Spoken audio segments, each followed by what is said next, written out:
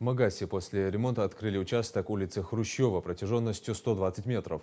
Открытие проезжей части, которая соединяет проспект Идриса Зязикова с улицей Мальцагова, позволит разгрузить улицу Борова и, в общем, дорожное пространство, обрамляющее аллею.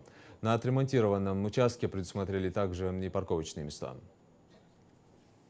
Это будет разгружена дорога вот у нас, которая параллельно проходит Магас, Дель Магас, вот где у нас постоянно пробки. Вот мы сейчас сделаем двухстороннюю дорогу. У нас оттуда будет заезд, отсюда выезд. И объезжать будем аллею Кадырова.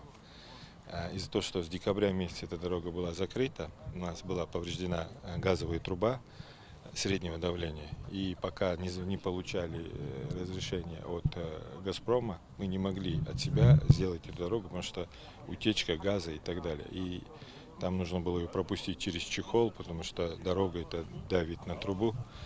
Как только мы это получили, мы нашли деньги и сделали протяженностью 120 метров